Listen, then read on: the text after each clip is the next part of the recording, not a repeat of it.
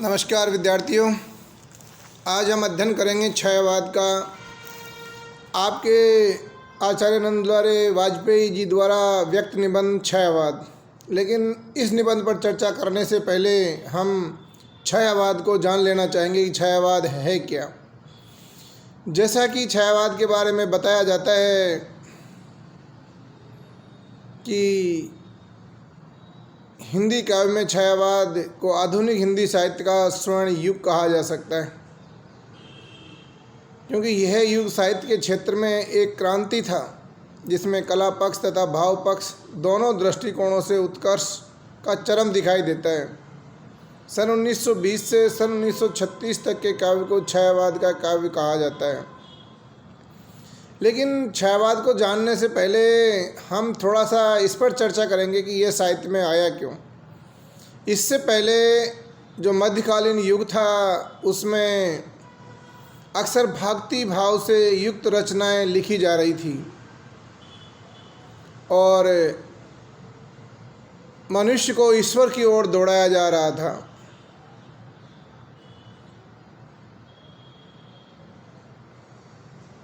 इसमें व्यक्ति को अपनी स्वयं की पीड़ा या स्वयं की वेदना संवेदना को अभिव्यक्त करने का अवसर नहीं मिल रहा था, तो उसी संवेदना और उसी पीड़ा की अभिव्यक्ति करने के लिए ये छायावाद आया और साहित्य में इसने अपना स्थान बनाया। छायावाद 1920 से और 1936 के युग के लिखे गए साहित्य को कहा जाता है।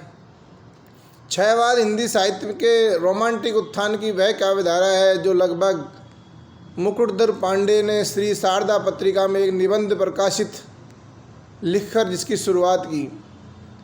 छायावाद शब्द का प्रथम प्रयोग मुकुटधर पांडे ने ही किया।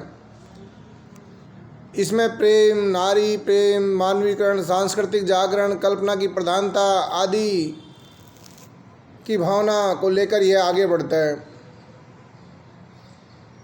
1921 में सरस्वती पत्रिका में सुशील कुमार ने हिंदी में छायावाद शीर्षक से एक संवादात्मक निबंध भी लिखा था। इस प्रकार सर्वप्रथम छायावाद शब्द का प्रयोग मुकुटधर पांडे ने किया और छायावाद को मिस्टिज्म के अर्थ के रूप में प्रयोग किया। आरंभ में छायावाद शब्द का प्रयोग व्यंग्य के रूप में किया गया था, लेकिन बाद में इसे सहर्ष स्वीकार कर लिया गया। जयशंकर प्रसाद के काव्य आंसू को छायावाद की पहली रचना माना जाता है। महावीर प्रसाद द्विवेदी ने 1927 ईस्वी में सरस्वती पत्रिका में सुकवि किंकर छद्म नाम से आजकल के हिंदी कवि और कविता नामक लेख लिखा था। इसमें उन्होंने छायावाद के संबंध में लिखा था। छायावाद से लोगों का क्या मतलब है, कुछ समझ नहीं आता, ये बात लिखता है महावीर प्रसाद द्विवेदी। शायद उसका मतलब है कि किसी कविता के भावों की छाया यदि कहीं अन्यत्र जाकर पड़े तो उसे छायावादी कविता कहना चाहिए। विद्यार्थियों, महावीर प्रसाद द्विवेदी छायावाद का समर्थक नहीं था। वह छायावाद कारण इसका ये था कि महावीर प्रसाद द्विवेदी साहित्य को आदर्शात्मक रूप में ही देखना चाहते थे, जबकि छायावाद काव्य को अपनी पीड़ा की अभिव्यक्ति, अपनी संवेदना की अभिव्यक्ति, मानव के मन की अभिव्यक्ति और प्रेम की अभिव्यक्ति का, अध्यात्म की अभिव्यक्ति का काव्य लेकर चलता है। सुप्रसिद्ध कवि सुमित्रानंदन पंत ने कहा था कि छायावाद को चित्र भाषा पद्धति के रूप में देखा जाना चाहिए। डॉक्टर राम कुमार वर्मा ने तो यहाँ तक कहा है कि जब परमात्मा की छाया आत्मा में पड़ने लगती है और आत्मा की छाया परमात्मा में, तो ही छायावाद है, अर्थात यहाँ रहस्यवाद की भावना झलकती है। छायावाद को लोगों को क्या रहस्यवाद में देखना चाहिए। रहस्यवाद शब्द पर भी हम थोड़ी सी चर्चा कर लेते हैं। रहस्यवाद क्या है? जैसे ईश्वर को सब रहस्य मानते हैं और उस ईश्वर को प्रकृति में देखना उस ईश्वर की शक्तियों को, उस ईश्वर की कलाओं को, उस ईश्वर की आत्मा को प्रकृति में देखना और उसका अनुभव और एहसास करना और उसकी अभिव्यक्ति करना ही रहस्यवाद है। नंदुलारे वाजपेयी जी कहते हैं अपनी हिंदी साहित्य की 20वीं सदी पुस्तक में कि छयवाद सांसारिक वस्तुओं में दिव्य सौंदर्य का प्रत्यय है। डॉक्टर नगेंद्र कुमार ने कहा है कि स्थूल के प्रति सूक्ष्म का विद्रोह ही छयवाद है। अर्थात इन परिभाषाओं से यह स्पष्ट होता है कि छायावाद की मुख्य विशेषताएं क्या है कि छायावाद एक पद्धति विशेष है, अर्थात एक नई पद्धति के रूप में हमारे सामने आता है। ये पुरानी परिपाटियों को तोड़ करके एक नई पद्धति प्रतिस्थापित करता है। इसमें आध्यात्मिकता भी है, इसमें दार्शनिक अनुभूति भी है, प्रेम और सौंदर्य की अभिव्यक्ति भी है और यह रूढ़िवाद के खिलाफ विद्रोह भी करता है।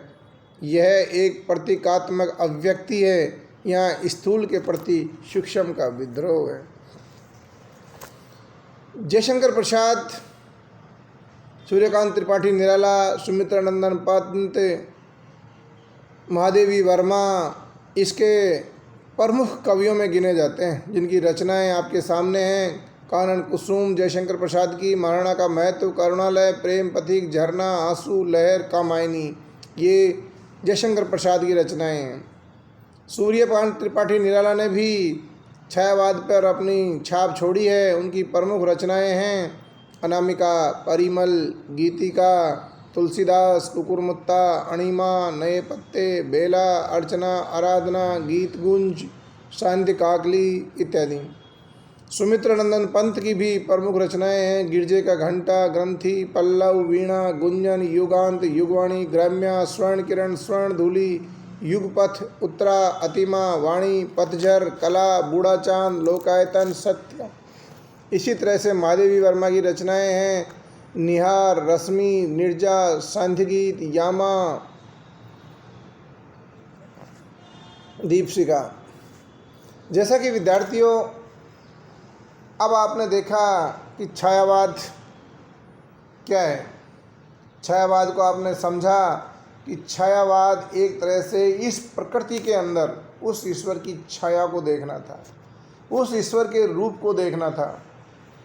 इस तरह से छायावाद यहीं तक सीमित नहीं रहा, इसने अपनी स्वयं की पीड़ाओं की अभिव्यक्ति भी अपने इस साहित्य में की। वो कहते हैं मैंने मैन से ली अपनाई, देखा एक दुखी निज भाई, झट उमड़ वेदना आई।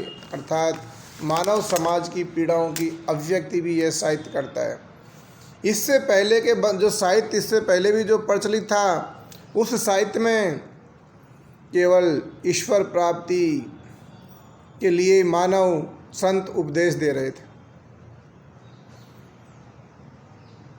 ऐसा विद्वानों ने चर्चा भी की है कि वो जो साहित्य लिखा गया वो एक पराजित मनोवर्ती के रूप में ईश्वर की ओर मानव देख रहा था।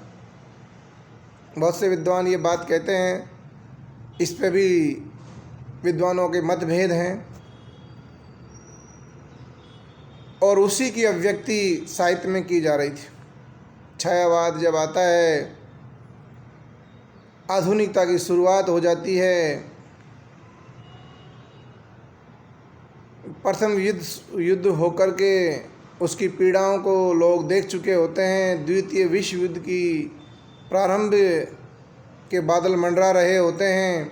ऐसे में मानवतावाद जागृत होता है और उस मानवतावाद को, उस मानव की पीड़ा की अभिव्यक्ति के लिए छायावाद का आविर्भाव होता है और इसीलिए